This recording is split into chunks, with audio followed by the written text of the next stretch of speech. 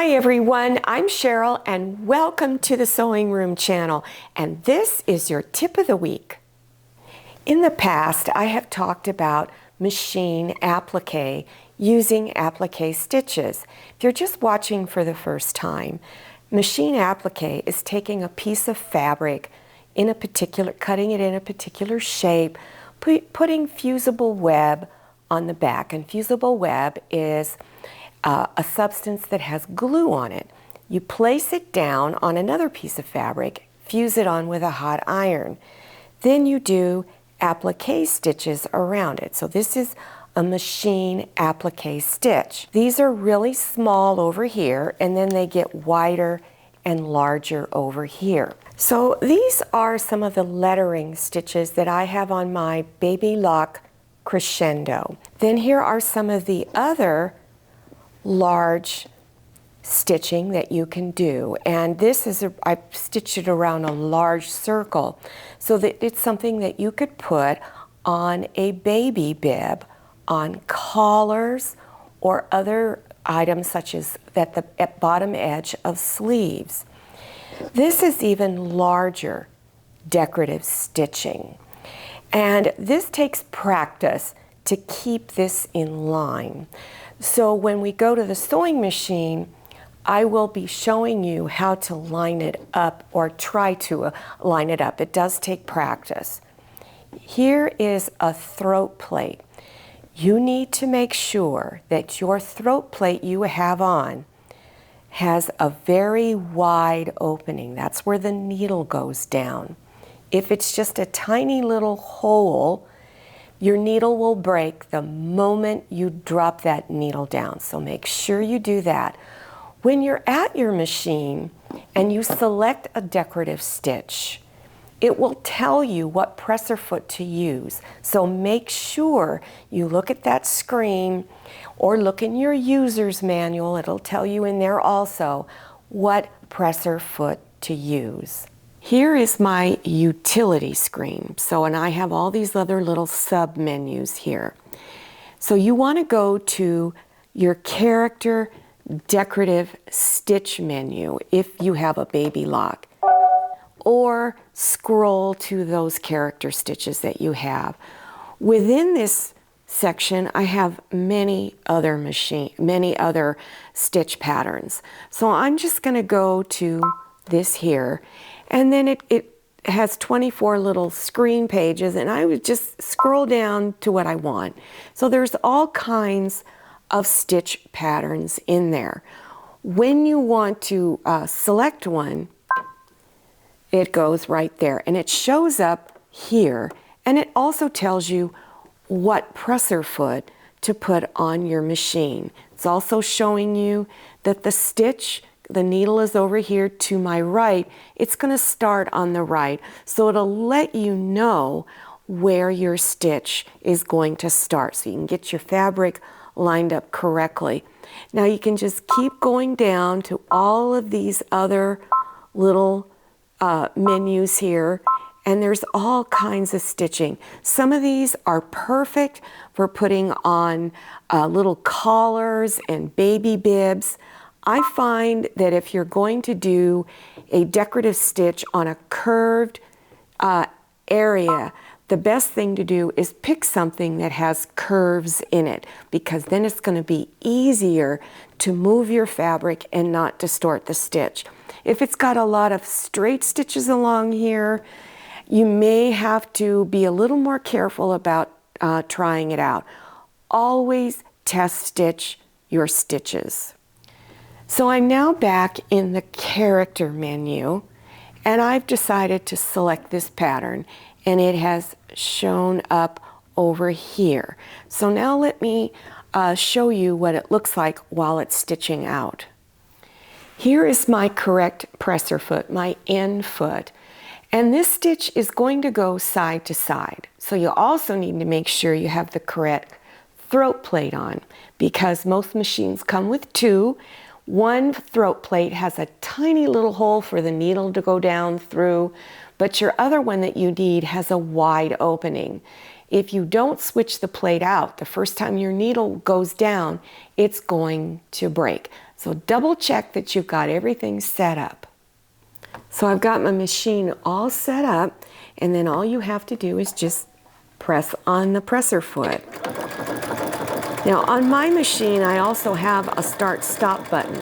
So if I didn't want to use my pedal, then I would just press that button. Now while it's stitching, your fabric is going to move around. Your job is to make sure it stays on a straight line.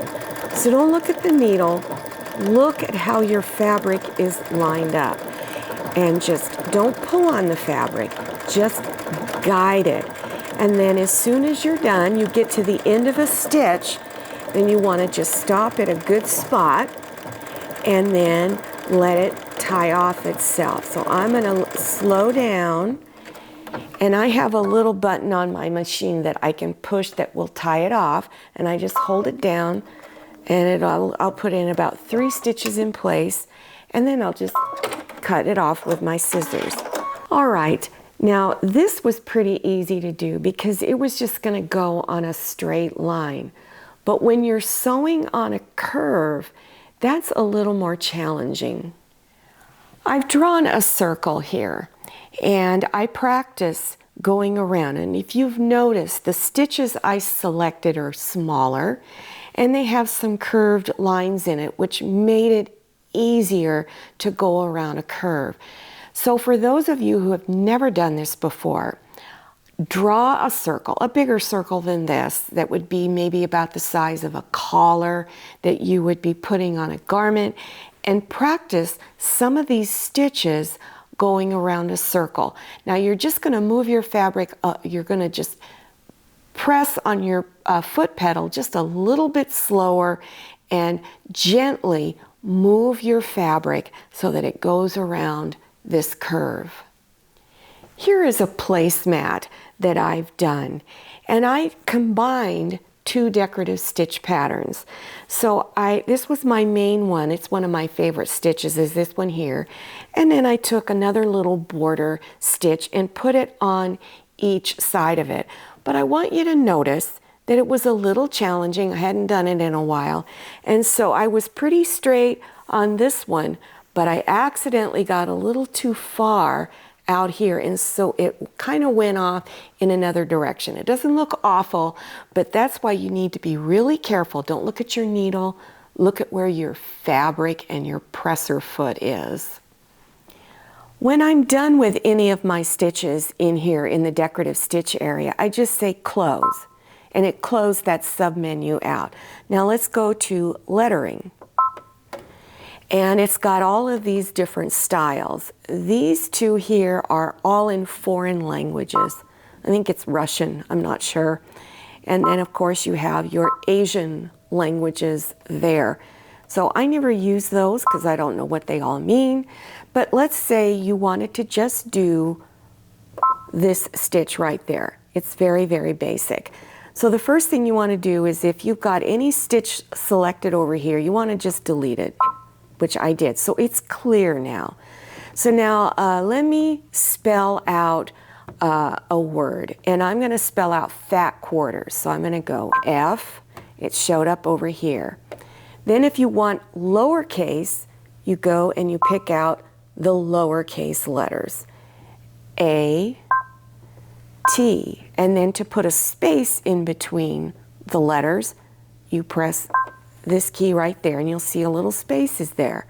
Now I want to enter the word quarter. Well, I want to capitalize it. So I'm going to go back to the uppercase letters, hit Q, U, A, R, T, E, R, S. So I'm done. So I'm going to close this out.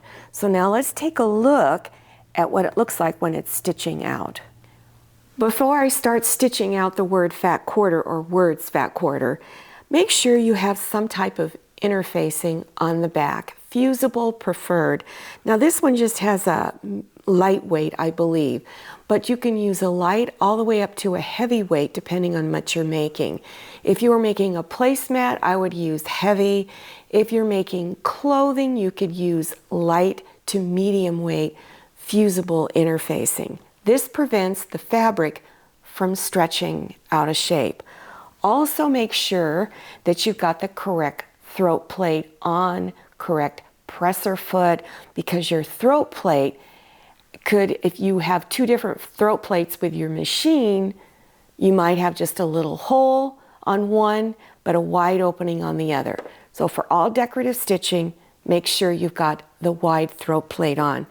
So I've got this in there, lowered my presser foot, and now I'm going to stitch out the word fat quarters. Now, as it's stitching, it lets you know what letter you're on. On my machine, the current letter that's being stitched is a light blue on the screen. All the other letters are darkened. So it's the light blue one is the current one. So I'm just going to go ahead and start stitching, and it's stitching out the letter F. Now remember to guide your fabric. Don't pull on it. Don't look at your needle. Look to see how your fabric is lined up. That's the most important thing. Otherwise, it's going to come out really crooked. So all of this takes a lot of practice. First time I did it, it was just, not so great. But after I did a few, it got a lot easier. So right now I'm on the letter A of quarter, and let's just keep going here. Now it's on R, so it goes really, really fast. One of the things I'm going to show you after I finish stitching is that you're going to have what I call jump stitches. It's going to jump from one letter to the other, so you're going to have to be cutting these off.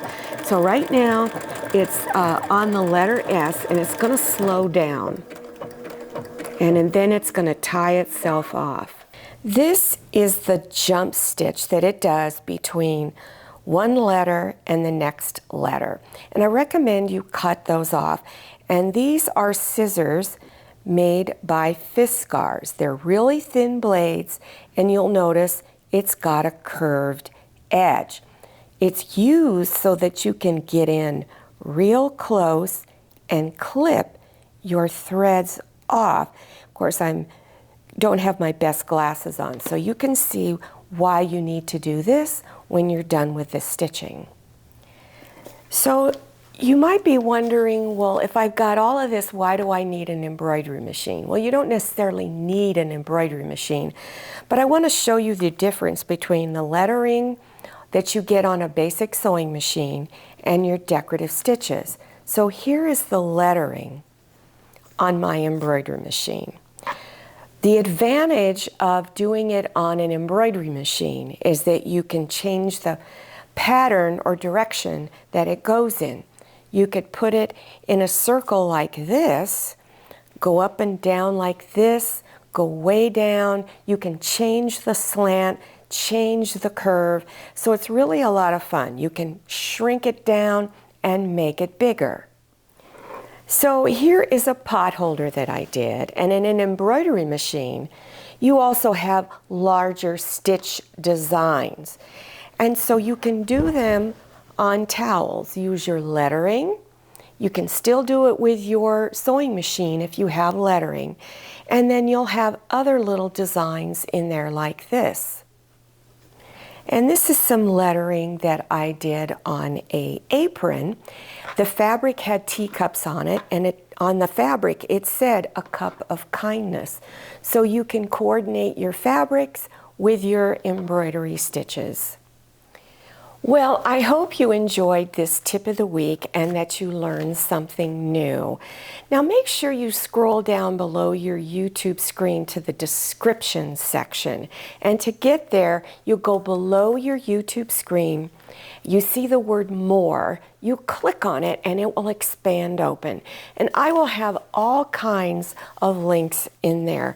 Now, if you're a beginner at using your sewing machine, I will also have a playlist down there of beginners sewing machine tips in which I will show you how to select stitches, how to thread, put the bobbin in, all kinds of tips with your sewing machine. Also, follow me on Instagram and make sure you check out my Facebook page. Thank you so much for watching. I'll see you next time, and happy sewing. If you like the Sewing Room channel, one of the best ways to show your support is to subscribe by clicking on that red subscribe button and give this video a thumbs up. And don't forget to click on share to share this video with your friends. And make sure you click on the bell so you receive notifications for all my new videos. I'm Cheryl, this is Manny, and this is Scotty. See you next time.